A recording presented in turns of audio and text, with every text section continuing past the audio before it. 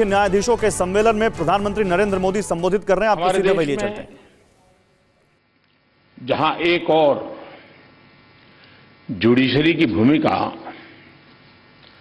संविधान संरक्षक की है, वहीं लेजिस्लेचर नागरिकों की आकांक्षाओं का प्रतिनिधित्व करता है।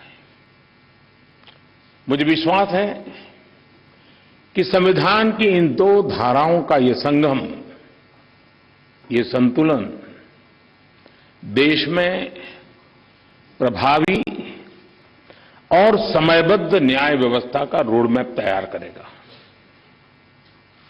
मैं आप सभी को इस आयोजन के लिए हृदय से शुभकामनाएं देता हूं। साथियों, मुख्यमंत्रियों और मुख्य न्यायाधीशों की ज्वाइंट कॉन्फ्रेंस पहले भी होती आई है और उनसे हमेशा देश के लिए कुछ न कुछ नए विचार भी निकले हैं। लेकिन ये इस बार ये जो आयोजन अपने आप में और भी ज्यादा खास है। आज ये कॉन्फ्रेंस एक ऐसे समय में हो रही है जब देश अपनी आजादी का अमृत महोत्सव मना रहा है। आजादी के इन 75 सालों ने जुडिशरी और एग्जीक्यूटिव दोनों के ही रोल्स और रिस्पांसिबिलिटीज को निरंतर स्पष्ट किया है। जहां जब भी जरूरी हुआ, देश को दिशा देने के लिए ये रिलेशन लगातार इवॉल्व हुआ है। आज आजादी के अमृत महोत्सव में जब देश नए अमृत संकल्प ले रहा है, नए सपने देख रहा है, तो हमें भी भविष्य की तरफ देखना होगा। 2047 में जब देश अपनी आजादी के 100 साल पूरे करेगा, तब हम देश में कैसी न्याय व्यवस्था देखना चाहेंगे। हम किस तरह अपने जुडिशियल सिस्टम को इतना समर्थ बनाएं कि वो 2047 के भारत की आकांक्षाओं को पूरा कर सके, उन पर खरा उतर सके। ये प्रश्न आज हमारी प्राथमिकता होना चाहिए। अमृत काल में हमारा विजन एक ऐसी न्याय व्यवस्था का होना चाहिए जिसमें न्याय सुलभ हो, न्याय त्वरित हो और न्याय सबके लिए हो। साथियों, देश में न्याय की देरी को कम करने के लिए सरकार अपने स्तर से हर संभव प्रयास कर रही है।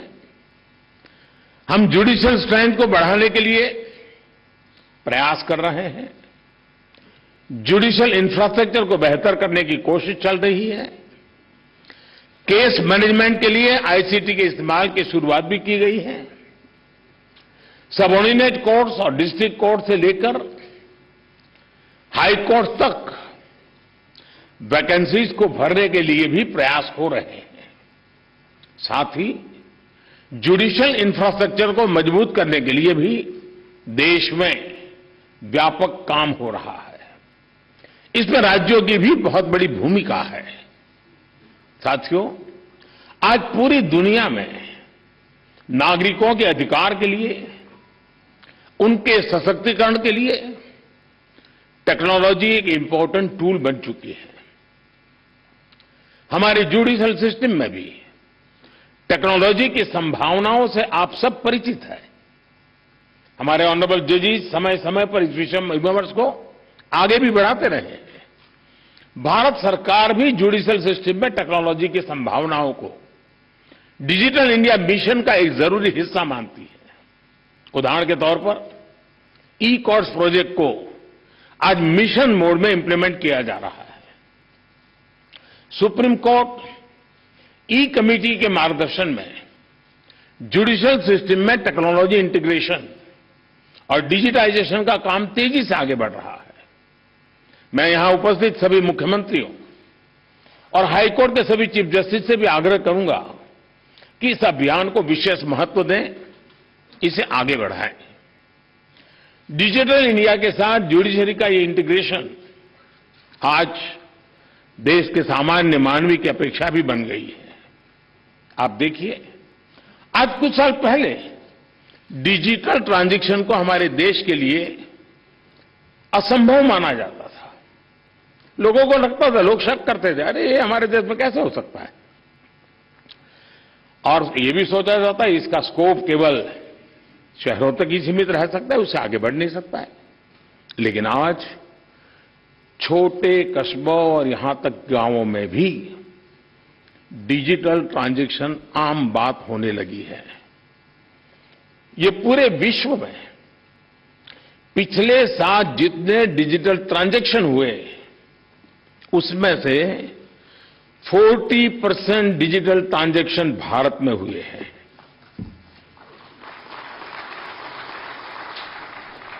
सरकार से जुड़ी वो सेवाएं जिनके लिए पहले नागरिकों को महीनों ऑफिस के चक्कर काटने पड़ते थे, वो अब मोबाइल पर अवेलेबल हो रही है। ऐसे में स्वाभाविक है जिस नागरिक को सेवाएं और सुविधाएं ऑनलाइन उपलब्ध हो रही हैं, वो न्याय के अधिकार को लेकर भी वैसे ही अपेक्षाएं करेगा। साथियों, आज जब हम टेक्नोलॉजी और फ्यूचरिस्टिक अप्रोच की बात कर रहे हैं, तो इसका एक important aspect tech friendly human resources भी है। टेक्नोलॉजी आज युवाओं के जीवन का स्वाभाविक हिस्सा है। यह हमें सुनिश्चित करना है कि युवाओं की एक्सपर्टाइज, उनकी प्रोफेशनल स्ट्रेंथ कैसे बने। आजकल कई देशों में लॉ यूनिवर्सिटीज में blockchain, electronic discovery, cyber security, robotics, artificial intelligence और बायो एथिक्स जैसे विषय पढ़ाए जा रहे हैं। हमारे देश में भी legal education in international standard के मुताबिक हो, यह हम सबकी जिम्मेदारी है। इसके लिए हमें मिलकर प्रयास करने होंगे। साथियों, हमारे शास्त्रों में कहा गया है, न्यायमूलम स्वराज्यम स्यात्, अर्थात किसी भी देश में स्वराज का आधार न्याय होता है। इसलिए न्याय जनता से जुड़ा होना चाहिए, जनता की भाषा में होना चाहिए। जब तक न्याय के आधार को सामान्य मानवी नहीं समझता, उसके लिए न्याय और राजकीय आदेश में बहुत फर्क नहीं होता है। मैं इन दिनों सरकार में एक विषय पे थोड़ा दिमाग खपा रहा हूं।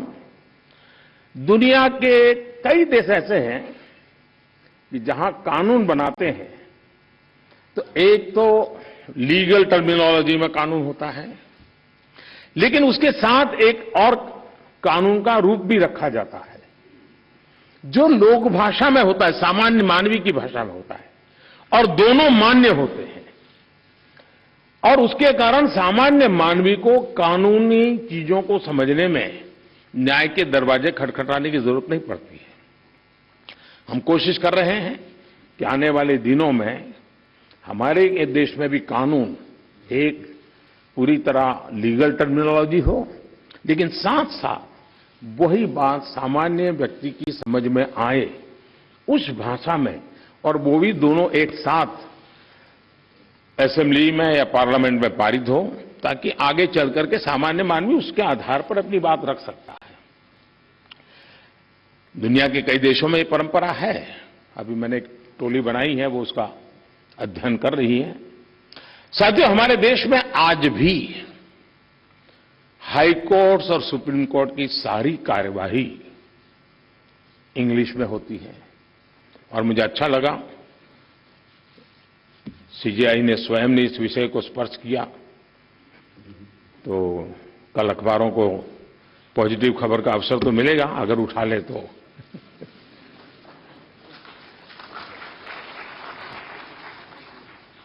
लेकिन उसके लिए बहुत इंतजार करना पड़ेगा। साथियों, एक बड़ी आबादी को न्यायिक प्रक्रिया से लेकर फैसलों तक को समझना मुश्किल होता है। हमें इस व्यवस्था को सरल और आम जनता के लिए ग्राह्य बनाने की जरूरत है। हमें कोर्ट्स में स्थानीय भाषाओं को प्रोत्साहन देने की जरूरत है। इससे देश के सामान्य नागरिकों का न्याय प्रणाली में भरोसा बढ़ेगा, वो उससे जुड़ा हुआ महसूस करेगा। अब इन समय हम एक कोशिश कर रहे हैं कि टेक्निकल एजुकेशन और मेडिकल एजुकेशन मातृभाषा में क्यों नहीं होना चाहिए। हमारे बच्चे जो बाहर जाते हैं, दुनिया की वो भाषा कोशिश करते हैं पढ़ करके फिर मेडिकल कॉलेज की, तो हम हमारे देश में कर सकते हैं। और मुझे खुशी है कई राज्यों ने मातृभाषा में टेक्निकल एजुकेशन, मेडिकल एजुकेशन के लिए कुछ इनिशिएटिव लिए हैं। तो आगे चल करके उसके कारण गांव का गरीब का बच्चा भी जो भाषा के कारण रुकावटें महसूस करता है, उसके लिए सारे रास्ते खुल जाएंगे। और ये भी तो एक बड़ा न्याय है, ये भी एक सामाजिक न्याय है। सामाजिक न्याय के लिए न्यायपालिका के तराजू तक जाने की जरूरत नहीं होती है। सामाजिक न्याय के लिए कभी भाषा भी बहुत बड़ा कारण बन सकती है। साथियों, एक गंभीर विषय सामान्य आदमी के लिए कानून की पेचीदगियां भी है। 2015 में हमने करीब 1800 ऐसे कानूनों को चिन्हित किया था जो अप्रासंगिक हो चुके थे। इनमें से जो केंद्र के कानून थे, ऐसे 1450 कानूनों को, 1450 कानूनों को हमने खत्म किया। लेकिन राज्यों की तरफ से केवल 75 कानून ही खत्म किए गए हैं। मैं आज सब आदरणीय मुख्यमंत्रीगण यहां बैठे हैं, मैं आपसे बहुत आग्रह करता हूं कि अपने राज्य के नागरिकों के अधिकारों के लिए, उनकी ईज ऑफ लिविंग के लिए आपके यहां भी ये कानूनों का इतना बड़ा जाल बना हुआ है, काल बाह्य कानूनों में लोग फंसे पड़े हैं, उन कानूनों को निरस्त करने की दिशा में आप कदम उठाइए। लोग बहुत आशीर्वाद देंगे जी। साथियों, न्यायिक सुधार केवल एक नीतिगत विषय या पॉलिसी मैटर ही नहीं है। देश में लंबित करोड़ों केसेस के लिए पॉलिसी से लेकर टेक्नोलॉजी तक हर संभव प्रयास देश में हो रहे हैं। और हमने बार बार इसकी चर्चा भी की है। इस कॉन्फ्रेंस में भी आप सब एक्सपर्ट्स इस विषय पर विस्तार से बात करेंगे ही, ये मुझे पर विश्वास है। और मैं शायद बहुत लंबे अरसे तक इस मीटिंग में बैठा हुआ हूं। शायद जजीज को ऐसी मीटिंग में आने का जितना अवसर मिला होगा, उससे ज्यादा मुझे मिला है। क्योंकि मैं कई वर्षों तक मुख्यमंत्री के रूप में इस कॉन्फ्रेंस में आता रहता था। अब यहां बैठना मौका आ गया है तो यहां से आता रहता हूं। तो एक प्रकार से मैं इस महफिल में सीनियर हूं।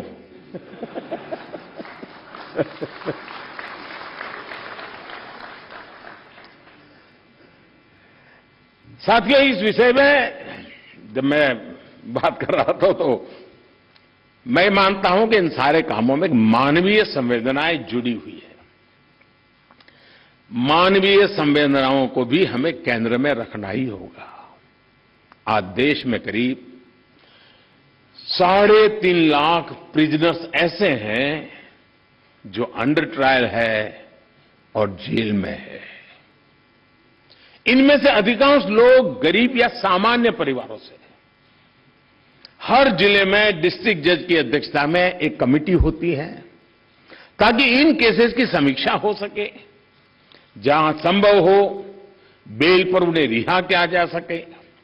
मैं सभी मुख्यमंत्रियों और हाई कोर्ट के जजेस से अपील करूंगा कि मानवीय संवेदनाओं, उन संवेदनाओं और कानून के आधार पर इन मामलों को भी अगर संभव हो तो प्राथमिकता दी जाए। इसी तरह न्यायालयों में और खासकर स्थानीय स्तर पर लंबित मामलों के समाधान के लिए मध्यस्थता, मीडिएशन भी एक महत्वपूर्ण जरिया है। हमारे समाज में तो मध्यस्थता के जरिए विवादों के समाधान की हजारों साल पुरानी परंपरा है। आपसी सहमति और परस्पर भागीदारी, ये न्याय की अपनी एक अलग मानवीय अवधारणा है। अड़ी सोमवार से शुक्रवार शाम 6 बजे सिर्फ TV9 भारतवर्ष पर।